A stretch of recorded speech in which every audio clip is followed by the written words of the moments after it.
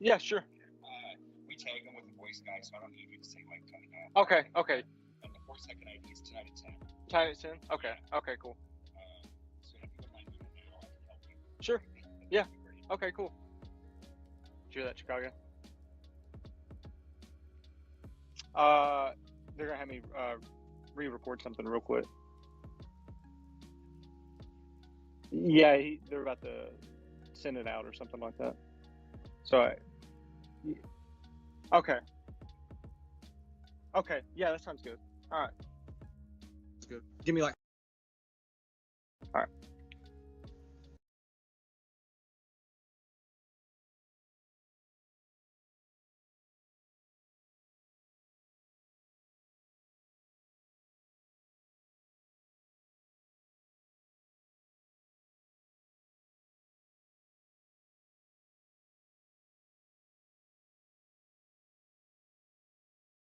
Know that I am actually off today. So I'm sitting at home hanging out, doing my usual Chicks chats in the middle of the afternoon.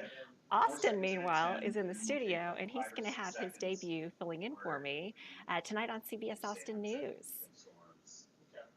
So thanks to those of you who are joining.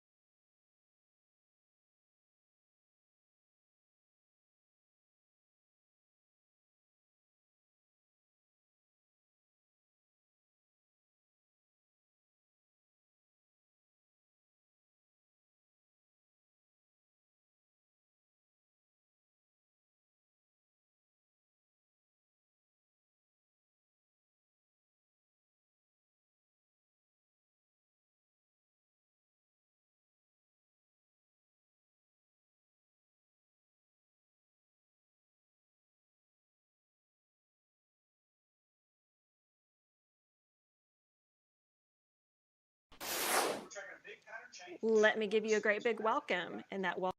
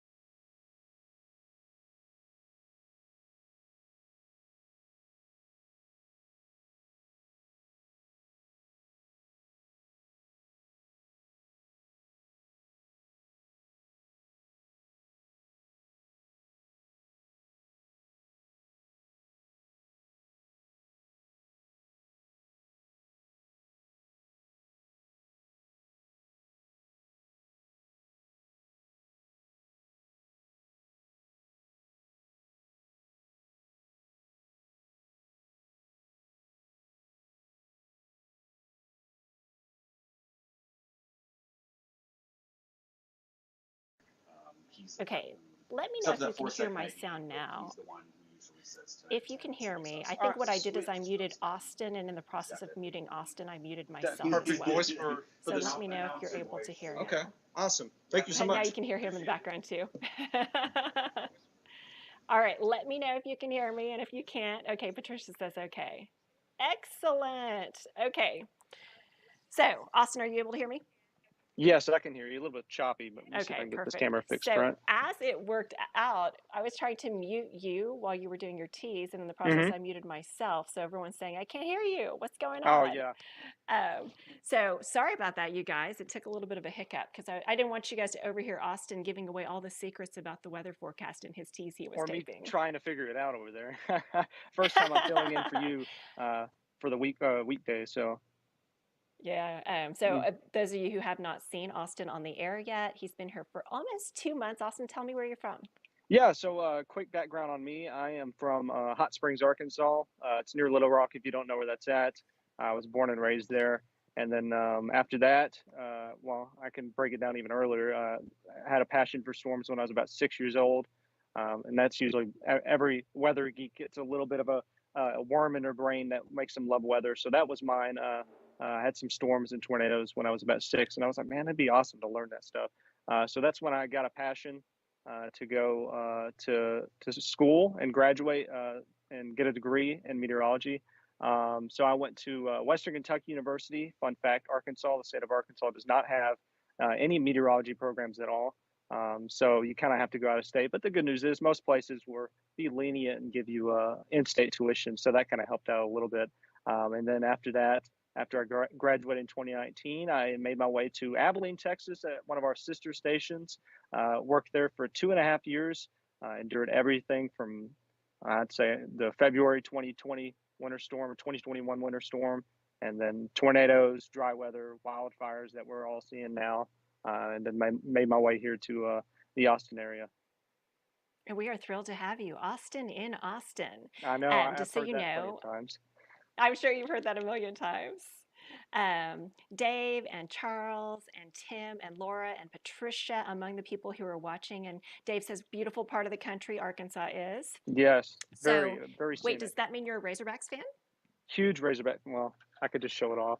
Sorry for all the Texas fans, A&M fans. I'm a big Razorback fan, but I'll cheer for the Longhorns if they're not playing the Razorbacks. So I know you've got a lot on your plate, not only Hmm. today, but tomorrow because of severe weather threats. So I'm going to go ahead and show your weather graphics. Sure. And if you've got 2 seconds, just give us a quick little synopsis of where we stand now and where we Yeah. could be going. Yeah, I'll show you. The Storm Prediction Center just updated some things for the next 2 days as well. But I made a little top weather. You got it up right now? Yep, soaking pattern, Yeah. heavy rain. Awesome. So we got heavy rainfall. That is the biggest threat that we have over the next, I'd say, 5-6 days until the middle of next week. It's not going to all come at one time. That's the good news. It's going to be spread out. But once you get totals like that we could possibly see, could see some flash flooding areas, especially in a flood-prone area like this here across central Texas. So good news is we're actually tracking a little bit of a head start on radar. Just off towards the southwest of Blanco. In those areas, thunderstorms moving through those areas, a little bit light showers and thunderstorms, maybe a few lightning strikes, and likely some of that not reaching the ground, just the heavier pockets. Still got some upper level dry air in place, and we might see that change as we go further into tonight as the cold front starts to approach a little bit closer towards our north, and maybe seeing a chance for thunderstorms as we go in our forecast tonight. That cold front well off towards the north, towards, I'd say, the I-20 corridor. Bringing some cooler and much needed drier air, or not dry air, but wetter or moisture air as we get into or further into the weekend as well. Thunderstorms, showers and thunderstorms expected along that as we go for the next couple of days. So that's the good news. It's going to be a slow mover one as well. We expect that to come in sometime for Saturday night into our Sunday. So for tonight, we have a level 1 at a level 5 risk, a marginal risk for strong to severe thunderstorms. Better chances for strong to severe thunderstorms will be up towards the Red River area, just north of the Metroplex and south central portions of Oklahoma. If you've been watching the PGA Championship like myself, they shouldn't really see too much of an issue tonight by the time things close out. But they could see some more showers and thunderstorms sometime, I think, in the overnight hours, so after all the golf is done. So as we go, for tonight, areas along west of I-35, better chance to see strong to severe thunderstorms if they do develop. As of right now, there is a pretty strong cap above. We got a shortwave trough off towards our left or southwest, that might spark a few showers and thunderstorms as we go overnight tonight, but not expecting too much right now. Some models are pretty hit and miss. So right now, the Storm Prediction Center still highlights areas along and west of I-35 for that possibility. But say large hail and damaging winds, with lightning being the main threat with those storms. And we're already seeing those scattered showers and light thunderstorms starting to develop off towards our south and west. And like I said, lightning, large hail, gusty winds, the biggest threats. Tomorrow, better chances as that cold front starts to really approach towards our north. As we go, a slight level 2 out of 5 is for the main majority of central Texas, I-35 corridor, a little bit into the hill country, and a little bit east of I-35 as well. But everybody has a great chance to see at least thunderstorms and rainfall as we go into the forecast for our Saturday. 4 p.m., 9 p.m., better chance to see those strong to severe thunderstorms. Main threats with those, good news is not a tornado threat at all.